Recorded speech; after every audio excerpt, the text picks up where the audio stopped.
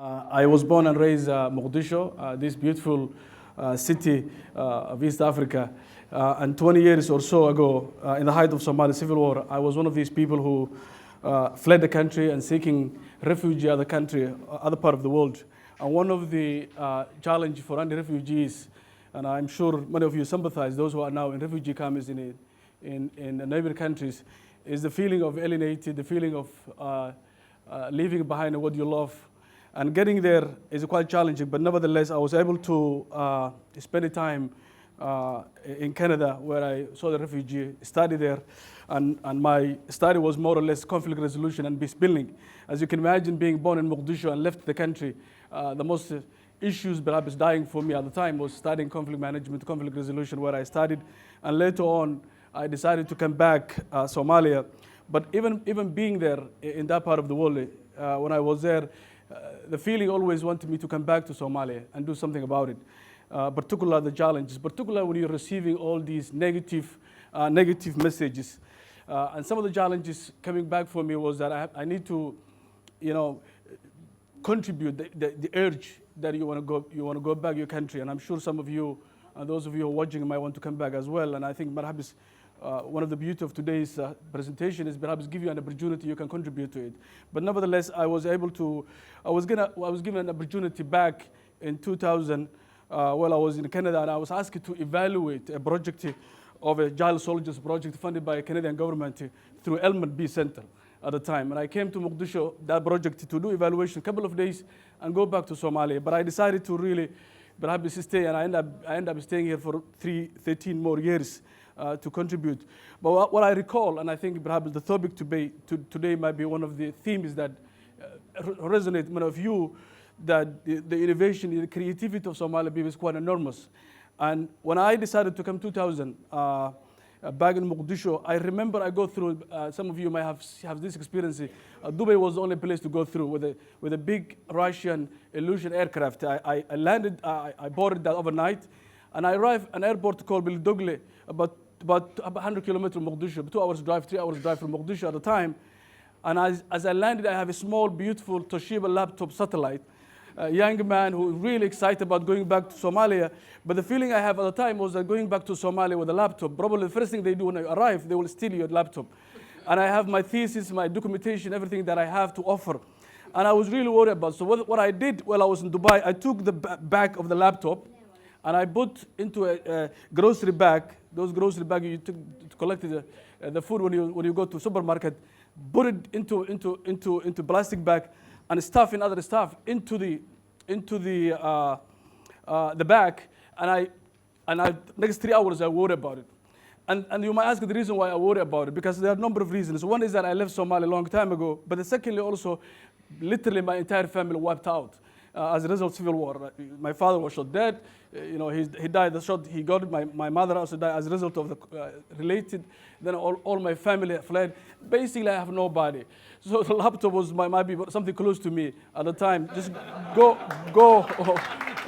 to Somalia and come back. But arriving, then I arrived with this aircraft.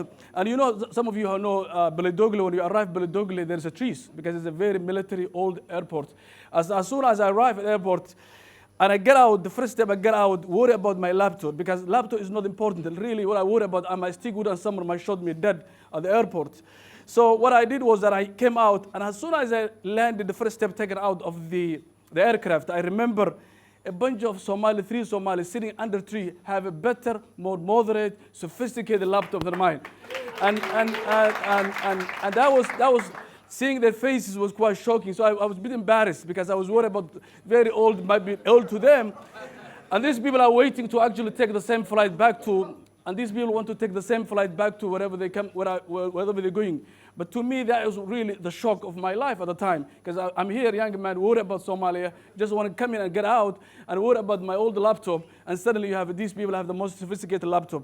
Perhaps that was the beginning of realizing what Somalia had to offer. I think at that moment I was challenged. I was challenged by the environment, I was challenged by the people who I really have better thinking than I am, perhaps more advanced than where I come from, Ottawa at the time. Nevertheless, I drove Mogadishu, and also my shock started when I go through the roadblocks from the airport. We went through about 30 roadblocks, young man, 15, 16-year-old, with a gun, I remember at the time. And these kids, whenever they stop you, they can actually shoot you if necessary. And that was a bit worrisome. So that is a period I came to Somalia, where really death was everywhere, where people were dying. The country is curved. It's more enclave, run by warlords. But you have a dynamic Somali team, young, who decided to come before me, set up radio stations. University was about to open, Mogadishu University, as I recall. Civil society getting better, and other issues. So something, what also, the need for Somalis to really have a better life was quite evident. You can see everywhere you go, despite the guns, despite the killings, people really want to offer something. And for me, someone who actually started conflict management, coming back to Somalia, that is what really motivated me perhaps to stay.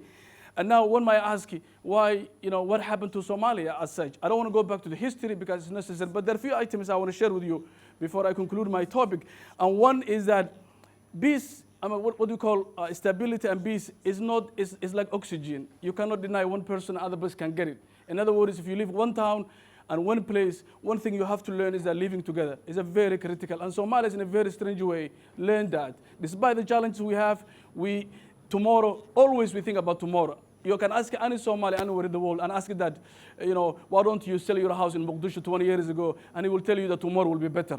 The problem is that tomorrow never came. It took us longer, but the feeling and what we call eternal optimism, feeling that being Somali itself is quite unique.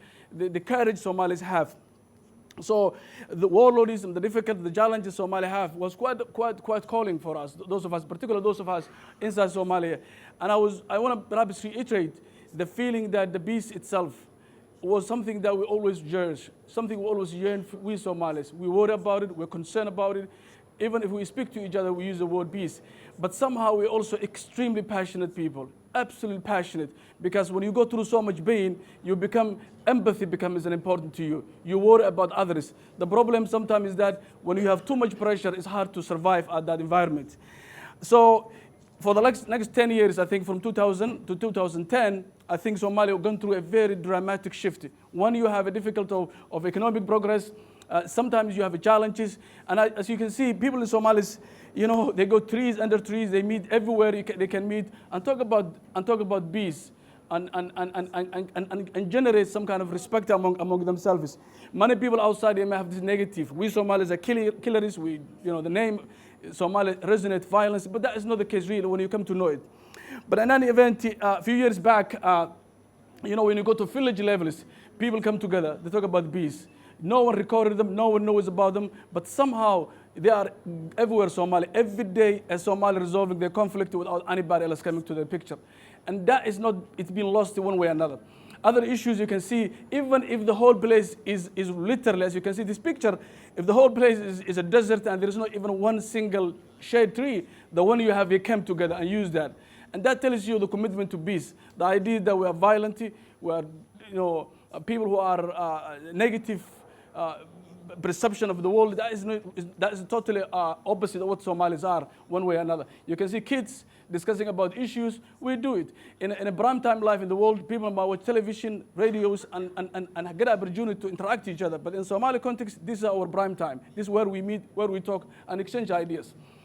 Now, I would like to go to my final piece on this, and that is 15 years later, or maybe 22 years later of Somali conflict. One element that has been very fundamental that was missing Somalia in the Somali peace quest of Somali people was the issue of culture and arts. And that is the most important. Any society, in any given country, in the global, none of them has succeeded to get out the mess they are in without the culture and artists. It's well known in Germany, as many of you know it, in the history of Europe, the art is still, the value of art is extremely expensive of what painters did about 100 years ago, because it carries an important memory history. In the Somali context, 20 years we ignore, but 2011, for the first time, Somali National Theatre was open. And I was one of the people advocating the National Theatre. Many people said that why the hell theatre is important, because something else is more important. For us, the theater is a mirror of Somalia. Haile Selassie to all the way Fidel Castro, in between Marshal Tito, to anyone you can talk about arrived. Theater was the place where Somali showcase. Whenever president come, head of state come or anyone come, we take to the theater, Somali dance music show. And the idea is not the dance, the idea is sense of pride. That is where we are. And for us, without coming back to that reality, our pride will never come back. And finally, to some extent, this has been the very fundamental theater. So the Somali National Band, Somalia has 6 national band, 9 actually, and we brought 4 of them happen to be military or government owned, and the other was private bands, and all of them we tried to revive them as much as we could, and now 5 of them are now performing globally. And this meeting, this opening National Theater was the beginning of something good has to happen. And I think, perhaps I'm over-exaggerating this, but I think the challenge is Somalis, and the beauty you see in Mogadishu today, and I'm sure many parts of Somalia, art has much to do with it. Somalia are poetry. When we're angry, we read poetry. When we are upset, we do the same thing. When we have kids, when we have a state of happiness, poetry has been the most important. This is where we can, I mean, art is not the singing itself. Art is a painting. Art has a combination of a number of things. But in particular in Somali context, art is a fundamental. When people sing, when the poetry reading, we cry. We respond to the emotions. And we thought, without which Somalia will never be able to recover. And believe me, happening in the theater, the day we opened the theater, we recall, you have almost 2,000 people show up. The theater doesn't have a seats. It's a concrete wall. The whole roof is off. There's nothing in there. There's no toilet, by the way. And somehow, when we announced the people to come, 2,000 people, beautifully dressed, as you can see, show up that day.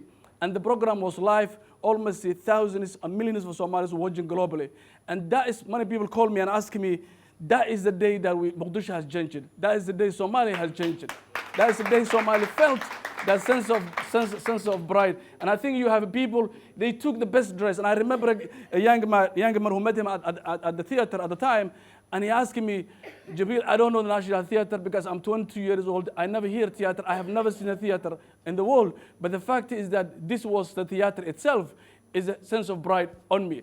And I think that is what it is, because it brought people together. That's where it came from. And hopefully we built together National Theater. Now, finally, there's an issue that we also put, as my colleague Adan Afey talked about today, but the art is very important. So Somali artists have begun to emerge, as you have seen here today, and you have Mogadishu, when you go through, you see a lot of artists going around.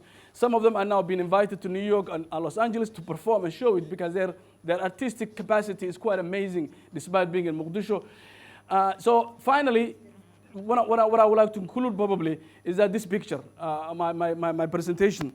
And this picture tells you where Somalia is today. You have half of Somali people, one individual who have being a skeleton and a very dangerous trajectory to go. And the other one is a peaceful area of Somalia. And what I see right now, we are this stage, the question for all of you watching and those who are here, should we go this way or that way? I think that question remains the commitment of every Somalia. Thank you very much.